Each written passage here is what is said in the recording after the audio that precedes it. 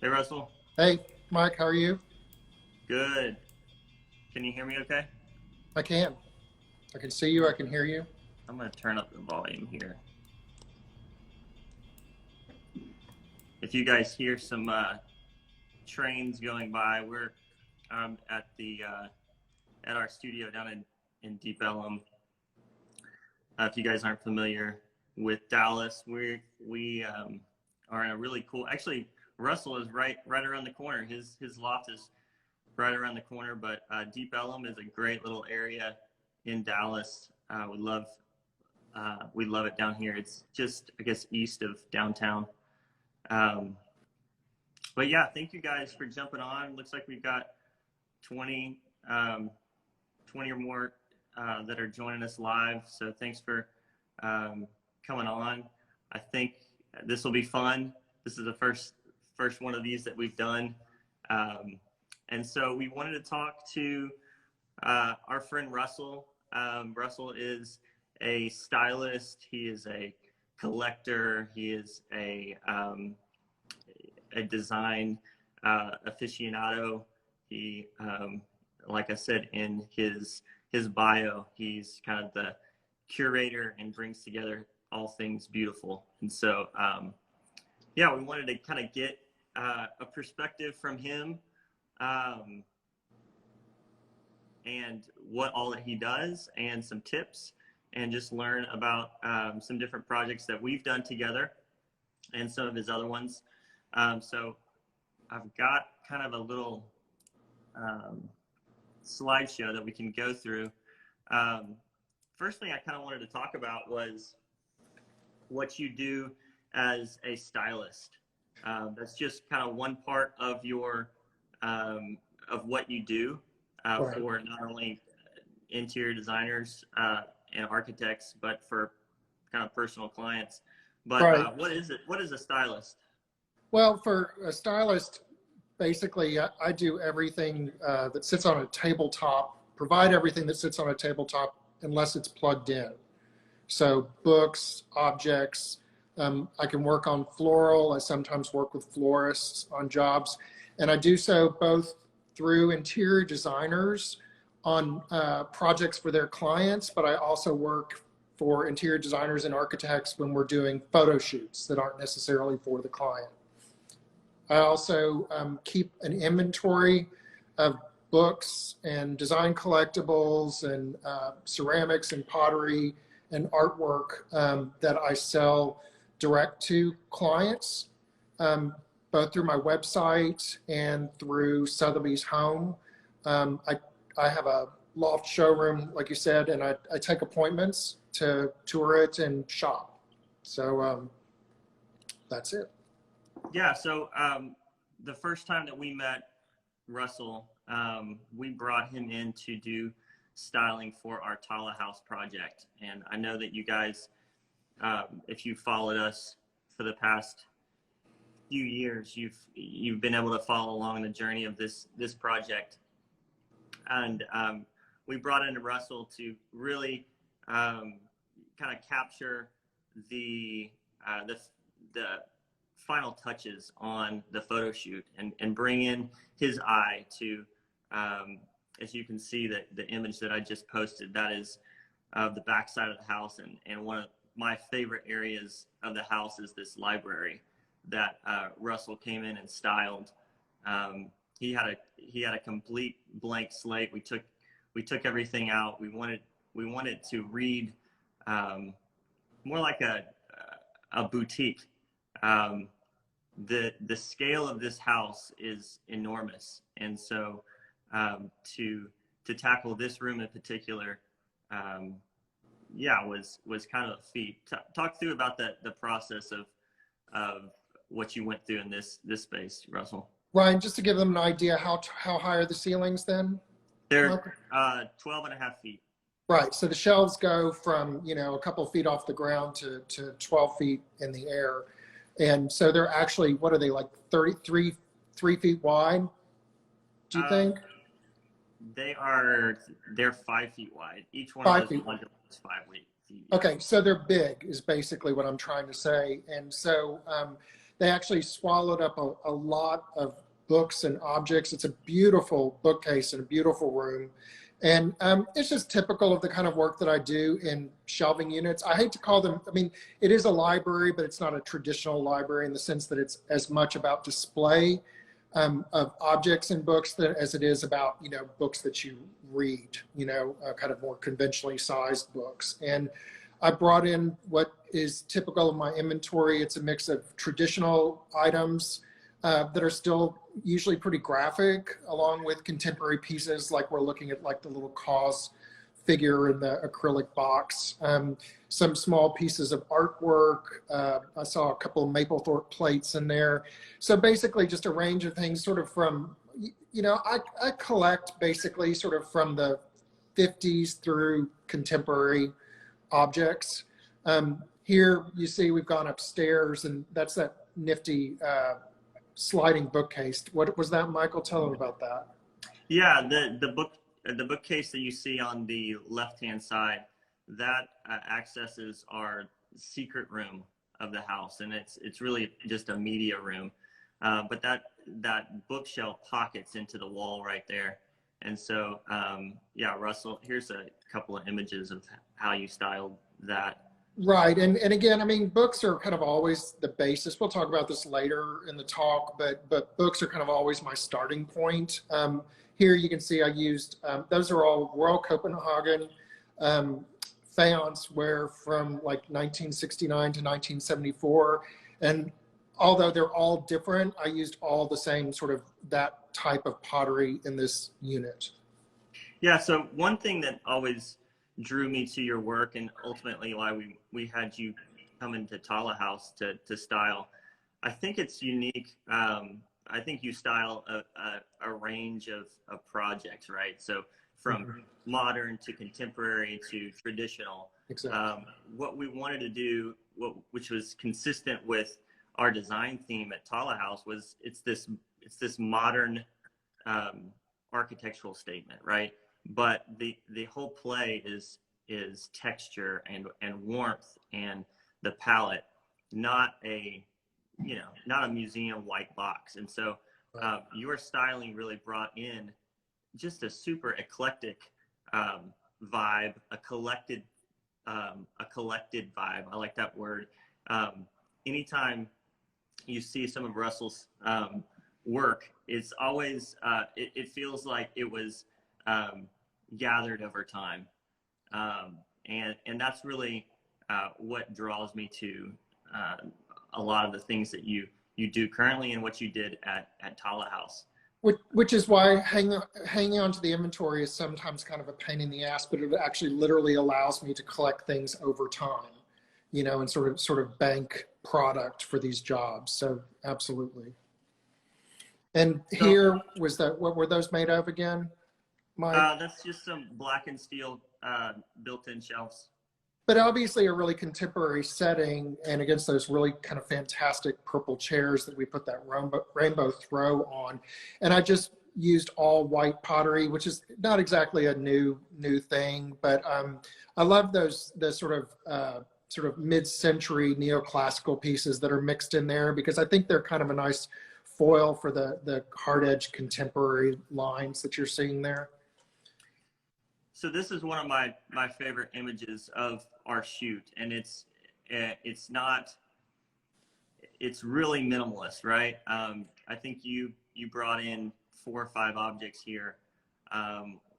What I think is neat about your approach is that you can have a lot of objects, you can have a few well-placed objects, right? Right. And so in this case, there's one primary object there, or 2 primary white objects, and you brought in a pop of floral that really just sets off the image, I think. Yeah, because clearly, you know, the tile and the actual, you know, console itself, and then the lighting are the heroes in this bathroom. So we just brought in pieces that would make those pieces sing even more. I mean, so we the last thing we wanted to do was draw attention away from the beautiful lighting and tile. Yeah. So that was Taula House. I'm gonna scroll through some other images, and you can talk about them or not talk about them. This first part. I just wanted to show kind of a range of what you do as a stylist, and then I want to get into more of you know, the aspect of being able to acquire pieces from you, and then also just some education and insight for our followers on, you know, how do I go about doing this for myself. Well, and right, so like, I mean, if you look here, basically that's a collection of silver plate Swid Pal candlesticks from probably the early to mid 80s through the 90s, and it's architect designed tableware that these two women, and Addie Powell and Nan Swid, created. It was sort of like an American Alessi, but sort of at a little bit higher level. And so there's a mix of candlesticks from Robert A.M. Stern, Richard Meyer, Soden. What else is in there? That's it. Yep. Yeah. Go ahead. One of the things that I think just through talking with you and learning more myself through, you know, your brain, is that you tend to be drawn to pieces that have a distinct designer, and more interestingly to me, you have a lot of pieces in your collection that are architect designed, right? Right. I think probably I'm a little bit of a frustrated architect, to be honest. I just didn't want to ever work as hard as you do. One thing I just wanted to say before we get too much further, just to give credit where credit is due, the last two images and this one are from interiors created by Alice Cottrell Design. Alice works with Gary Hatch, and they've created some really, I work with Alice and Gary a lot, and they're really terrific clients, and their clients are terrific clients of mine. So I just wanted to make sure I pointed that out. Yeah, I mean,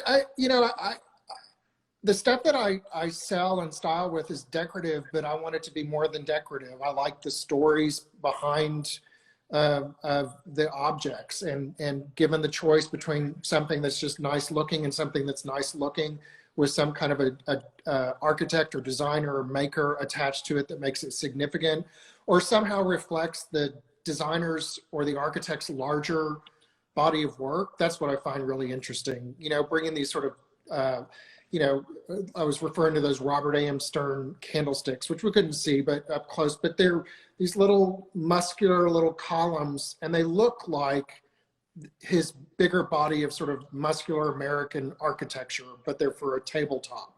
And that's the kind of thing I like. So let me pause for a second. I know we've had some more people jump on. We're talking to Russell Brightwell. He's a friend of ours. He's a stylist, a collector, and we're just kind of going through some of his projects right now. We're going to get to a little bit more in depth on you know, practicals for some of our followers to be able to implement some of his styling techniques, and you know, how to acquire certain objects and all that. But I just wanted to reboot for a second. And before we'll talk again, and we'll talk about this in a minute, but one thing I just wanted to point out here is it's not all shelves. It's you know, tabletops are great places for styling too. And this coffee table, Milo Bauman coffee table, another Alice Cottrell interior design job, is large. I mean, I can't remember, but it's probably 5 feet square. So I literally divided it into quadrants and worked in quadrants in order to make that organized and manageable. So just, we can kind of come back to that later, but I wanted to show you that. If you guys listening at home, if you have questions, feel free to type them in there, and we want to take some questions at the end. We'll try to get to anything specific that you have. But again, thanks for tuning in. I wanted to give a shout out to one of our mutual friends, Joshua Rice. Here's a project that you helped style. And what I love about these two images are just the the effortless kind of floating shelving system that he has as a room divider. Right. And Josh does beautiful work, and a lot of built-ins and custom systems. And, you know, in styling it, I wanted to just make it look natural, you know, not contrived, and so that it was made a nice backdrop for that room.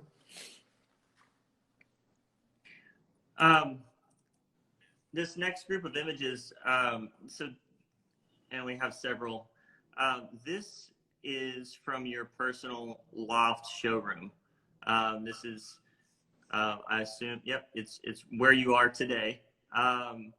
So as I scroll through some of these images, talk about this concept of having a showroom, how you came about wanting to, you know, be able to present your inventory in this way. I just was seeing a question. A friend of mine was asking who made my eyeglasses. They're Warby Parker. Anyway, one other credit that I needed to give was that Stephen Carlish has shot all these images besides the ones for Taula House. Taula House was Parrish. So Stephen Carlish shot all these, and this is Alice Cottrell actually helped me with the interior design of my loft, and you know, but all the objects and things were mine and styled by me. And so basically, you know, I wanted people to be able to see the objects and books in situ, and what does it look like when it's actually in somebody's home and it's styled. You know, it's so hard to see how things look sometimes when they're just lined up on a shelf, and how to picture them. And also, you know, as we've talked about, sort of, you know, these things are a little bit unusual. They're not things that you're going to find, you know, in a store or even a showroom, in the design center. So it involves some discussion and a little bit of education if people are interested. I mean, they're beautiful objects in their own right, but if you are interested in sort of what the story behind them is, that's something that I love to do. So, so I wanted to get through some of these images. I love your loft space. Another thing, and if you guys go on Russell's website, another thing that he has, and I would say, or maybe he would say, the majority of all the things in his showroom are available and for sale. And so he has, you know, his inventory, his current inventory up on his site where you can peruse and even just browse, see what types of pieces you're talking about when you're talking about these architect design pieces, and you know, what makes a piece special, and right. And on the website, each piece is treated with sort of the same care, and I put as much information as I have about each of the pieces, and I usually write a little blurb about it, and it kind of talks about why it's important, at the very least why it's important to me. Yeah. So a couple of objects stood out to me. I loved this one. This is a Supreme skateboard deck, right?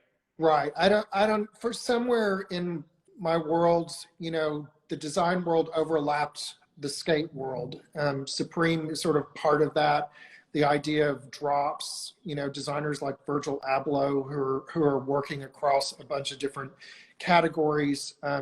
It's all starting to mix up. And one of the things I really love for artwork are skateboards, skate decks, because there's a lot of really great artists, you know, big museum collected artists like this one, Nan Golden, and Murakami and Damien Hirst, and all these people who are working with skate brands and doing these decks. So this is what this is from a Nan Golden photograph from the 90s, and I love that. And it's got an interesting shape, and obviously the image is really terrific too.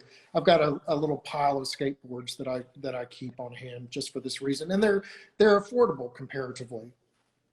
This other one, I don't know if it's just my current obsession with the series Ozark, but it seems like I've seen a few gun-related items in your portfolio or collection over the few years. True. The only guns I own, but this one is a small ceramic tray by Italian architect Mendini. Again, for Supreme, it was part of a spring summer collection, and I can't remember exactly the year. Maybe it was 16. He did skateboard graphics, clothing, and then he did a few objects like this.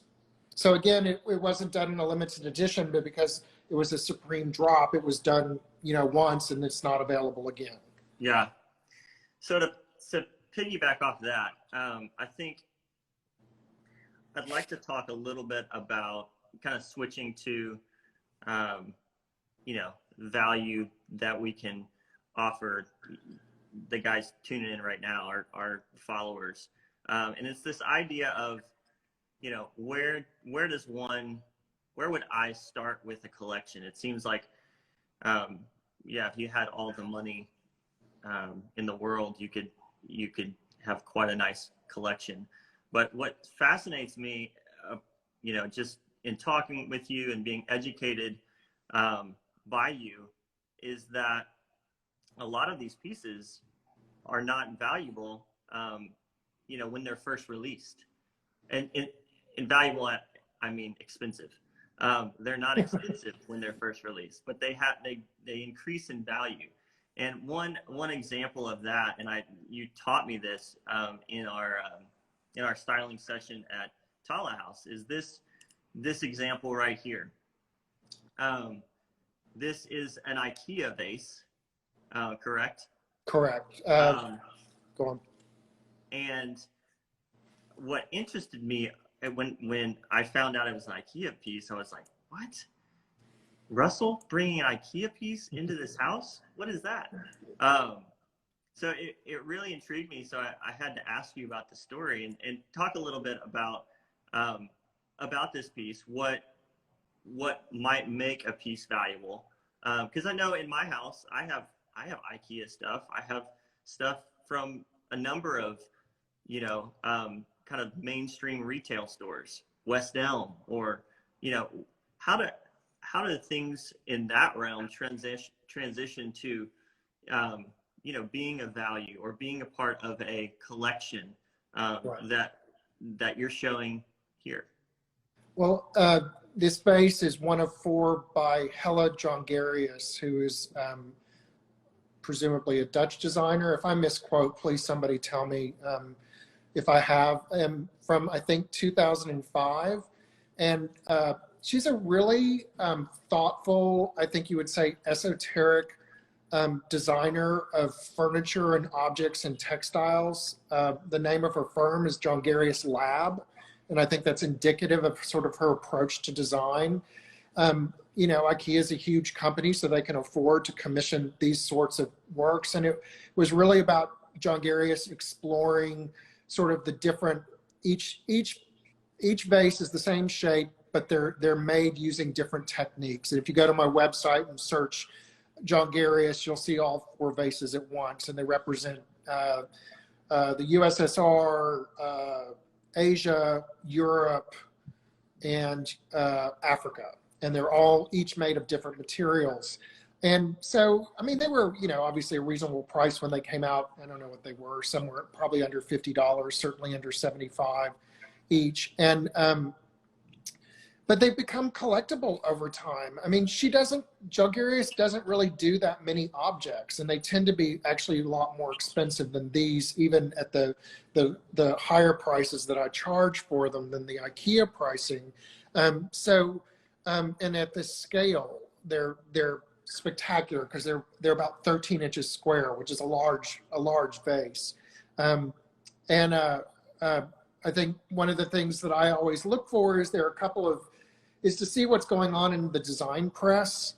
And so, you see an item that comes up for auction at Wright, the auction house in Chicago. And to me, that says, that a piece has attained a certain level of design cred. You see a piece, these were at Liz O'Brien Galleries in New York. The Jongeria vases, she had them at her gallery in New York, and she sells really incredible stuff. And she recognized the sort of how special these IKEA vases were. And then not too long ago in Elle Decor, the guy who does Casa Perfect, whose name escapes me, was referencing these bases specifically as sort of the design collectibles of tomorrow, because in saying that these are the things that will be in museum collections, and actually these already are in museum and gallery collections.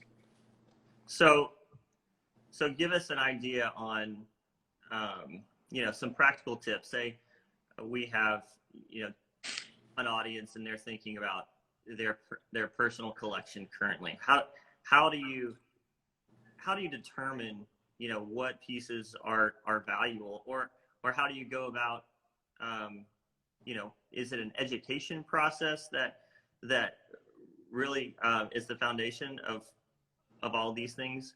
I think it's education, but I mean, it's in 2020 with the internet, it can be self-education. I mean, I kind of, my collecting started in two different areas, I think. I would say one area was the Swid Pal stuff. I was a kid living in New York, and I used to buy stuff from the Swid Pal sample sales with the few dollars I could scrape up, and have always been interested in and loved it.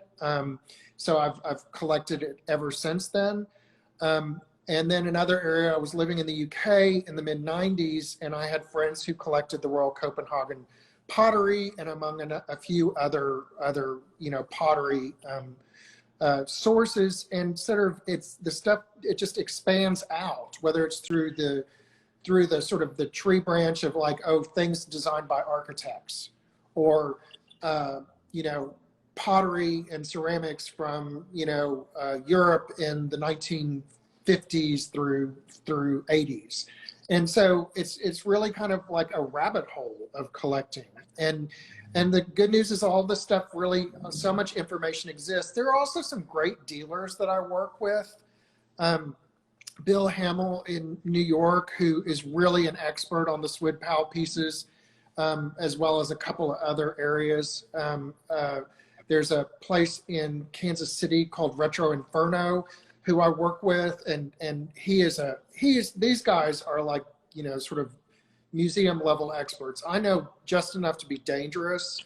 I know a little bit about a lot of stuff. And so I rely on these guys. The design community is really, quite generous in terms of sharing information. And that's one of the reasons why on the website, I put so much information about each object. Yeah. So a couple more things I want to talk to you before we get off. I think one thing I'm curious on, just to get a little insight inside your head on where do you start? What are some tips? Where would you start as you're styling a bookshelf or anything for that matter, a tabletop? I mean, sadly, it's math. And I think that, like that tabletop that I was talking about, big, huge Milo Bauman tabletop, where I said that I divided into quadrants.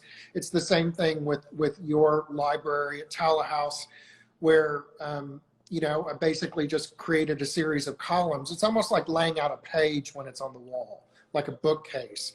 And then basically I just by organizing everything in those columns, you start to give order. So even though the materials, the objects, the books are sort of disparate, they start to create some sort of organized way of displaying. Now, part of the art of it is, once you establish the grid of sort of styling, is that then you subvert it. Because that's what makes it interesting. Because I mean, you're not trying to create something super regular. You're trying to create something that's kind of organic looking, and like you said, collected looking. Right. Now, I think I like that answer, because it takes all the that everything has to be art out of the equation, right? So there's kind of a scientific way to go about the building blocks of styling, breaking apart those quadrants and using, I think you said using books is kind of the baseline of really everything, right? Books are beautiful, they're interesting, and they're a great platform for objects. I literally use them as risers to organize objects. Also, the other good trick besides books are trays. Same thing with that tabletop that we saw, is that's a 16-inch square leather tray from the now defunct Barney's. That was an Alice Cottrell find, and that I really love that piece, just for instances just like that. But there are other trays out there, obviously. So we talked about you being able to you kind of mix in different genres of objects, right? And that's what's appealing about your work. You're able to kind of bring warmth to, modern design, and also bringing in that collected vibe and that collected look really elevates really any setting. And I think what's interesting when we go back through those images that we shared was whether it was a traditional style home or a ultra modern style home, the objects almost are the same. They're interchangeable, right? And that's the beauty of it. It's not like you're trying to harness a certain aesthetic in all your objects, right? Right. And of course, I buy each object because I like it. And so, the styling is how I put it together. Right. I buy things because I like them. And so, and my range of interest, again, has grown out of those two sort of, vintage pottery and, architect designed silver from the 80s. And it's kind of gone out from there. I mean, I think all it takes is spending a little bit of time. And like I said, it's just so fantastic that there's so much available on the internet. And honestly, you can buy a lot on the internet. So, the design world lives on the internet just like everybody else. So the last thing that I kind of wanted to mention before we get to maybe a few questions, if you guys have questions, go ahead and submit those. So I wanted to get to, and it goes back to part of your styling, but also bringing in green and natural items. I was always intrigued at what you would bring out of your box or your bag of tricks. But for example, this image at Taula House, which we won an award for this project. The only thing styled in this image are those artichokes? Yes. Right? It's amazing what an artichoke can do, but really it's just, they're just objects, and they say, they're the kind of visual representations of nature or food. And it doesn't really necessarily require, I mean, listen, I work with a really terrific florist. His name's Chrisman Liverman, and his company's called Keep Co. And he does anything more elaborate for us.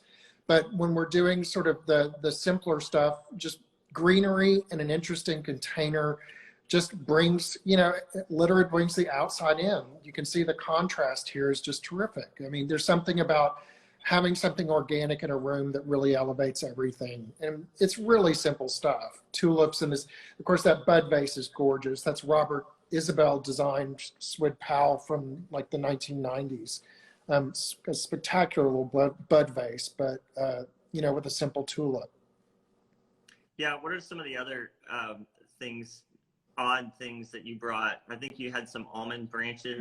Almond branches are gorgeous. They're really funny with the fuzzy sort of almonds on them. I mean, everything is really, just like candlesticks or books or vases, they're all objects. And so really, depending on sort of where it's going to be, whether it's going to be low and sort of bunched up, or whether we want it to be tall and sort of gangly like branches, it's about taking advantage of the space. The Taula House was so big and the ceilings were so high, it really could handle some really tall, beautiful arrangements. So, but we kept it really simple with single sort, like each one it was either almond branches or it was this material. We didn't, It wasn't mixed together. Right. Yeah. Well, cool. I think we got a couple of questions. Let me see. Besides from the designer of your spectacles, Well, Let's see. I see that Parrish commented epic artichokes. They were epic. Thank you, Parrish. Yes. Yeah, that's Parrish Ruiz de Velasco. He is our photographer on Taula House. Give him a follow. Okay, so how much of the design is your personal taste versus the taste of the actual client? Like the cause figure seemed very niche, but a great touch. It depends on I work in different ways, and sometimes when I work with Alice and Gary, I've styled photo shoots of projects for them and then left the objects for the client to decide whether or not they wanted to keep them because they're for sale. And so, you know, I sort of style the way I want to, but, you know, they like it. So I guess that's my style. But other clients will either look at the website or they'll come to the loft and they'll give me an idea of sort of the stuff that they like. You know, people gravitate towards different objects and they say they have interest in stuff. And so what I'll do is I'll bring the stuff that they're interested in plus, you know, 30% more, because once you get it into someone's home, it always looks different in the scale and, you know, different ideas work. So, so there's a lot of me in this. I mean, yeah. Absolutely. I mean, but I have a particular point of view, but it's not constrained. Yeah. I think that's like our architecture, right? Yes. You have to bring that point of view. You have to also understand that the client's grid for understanding that point of view. Okay, it looks like we got a couple more questions. What object can you never part with? I have some sort of Hawaiian wood tables from my grandmother. Sort of 1950s, sort of what you kind of surfboardy shaped tables. I have a couple of small, I have a Roman, pre-Roman amulet and a couple of other things, but basically everything else is for sale.